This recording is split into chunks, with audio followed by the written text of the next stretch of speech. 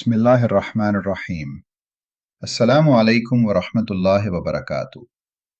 بھائیوں اور بہنوں، آج میں تمہیں ایک ایسے عمل کے بارے میں خبردار کرنا چاہتا ہوں جو ہماری کمیونٹیز میں خاموشی سے پھیل رہا ہے، خاص طور پر جنوبی ایشیا میں، مگر اب دوسرے جگہ بھی۔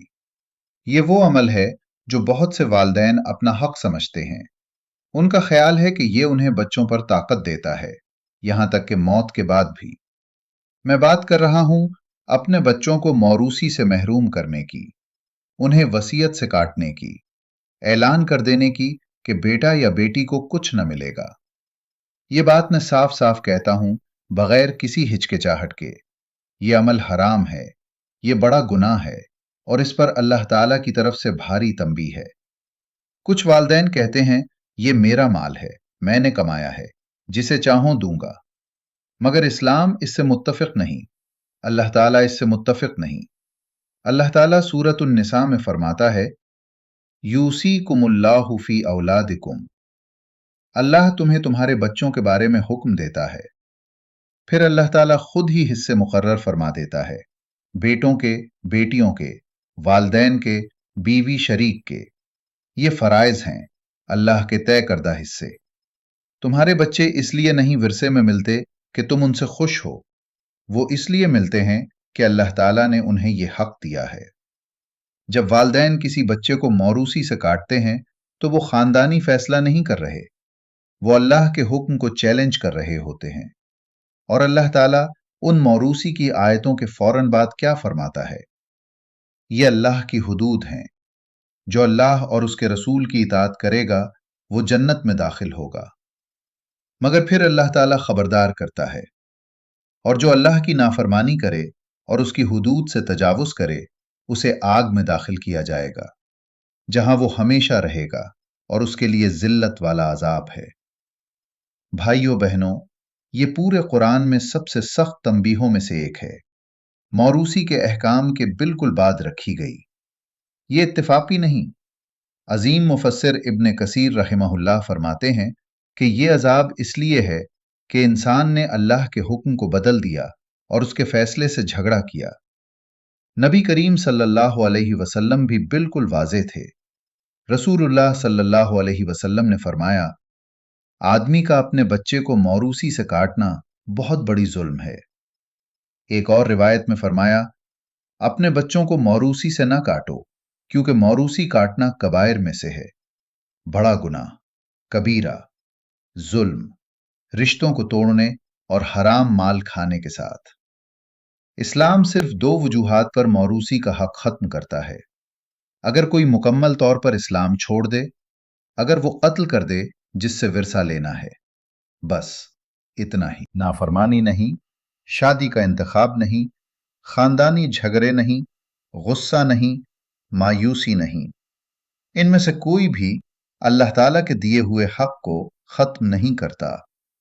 جب تم بچے کو موروثی سے کاٹتے ہو تو صرف مالی نقصان نہیں پہنچا رہے، تم اللہ کا وہ حصہ چھین رہے ہو جو اس نے پہلے ہی دے رکھا ہے۔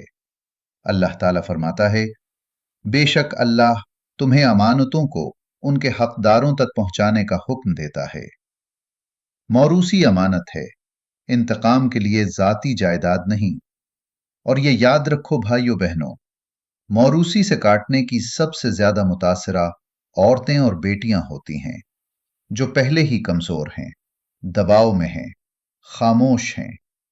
انہیں کاٹ کر تم دو بڑے گناہ ایک ساتھ کرتے ہو: اللہ کے موروثی قانون کی خلاف ورزی، رشتوں کا قطع، ان نام نہاد عاق نامہ دستاویزات اور عوامی اعلانات کے بارے میں۔ اسلامی طور پر یہ بے وقت ہیں۔ کوئی دستاویز قرآن کی آیت کو ختم نہیں کر سکتی، کوئی دستخط اللہ تعالیٰ کو اوور راڈ نہیں کر سکتے۔ تم لکھ سکتے ہو، تم شائع کر سکتے ہو، مگر اللہ کے نزدیک یہ حقیقت نہیں بدلتی۔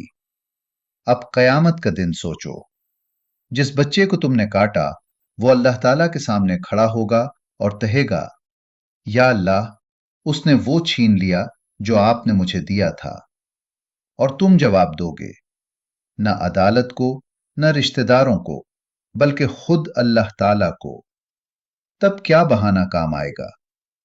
بھائیوں بہنوں، اگر یہاں کوئی نے ایسا کیا ہے یا سوچ رہا ہے، ابھی توبہ کرو۔ حقیقی توبہ کا مطلب ہے نادم ہونا اس پر جو کیا، وصیت درست کرنا، بچے کا حق واپس کرنا، اور اگر عوامی طور پر ذلیل کیا تو عوامی طور پر عزت واپس کرنا۔ اور اگر تم وہی ہو جسے موروثی سے کاٹا گیا تو یہ جان لو تمہارا حق باقی ہے۔ اللہ تعالیٰ کا قانون لوگوں کے جذبات سے بالاتر ہے۔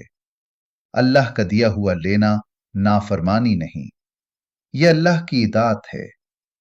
غصہ، کنٹرول یا تکبر کی وجہ سے ایسا گناہ نہ کرو جس کے نتائج ہمیشہ رہیں۔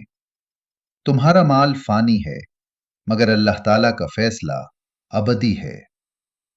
اللہم ارنا الحق حقا وارزقنا اتباعہ وارنا الباطل باطلا وارزقنا اجتنابہ۔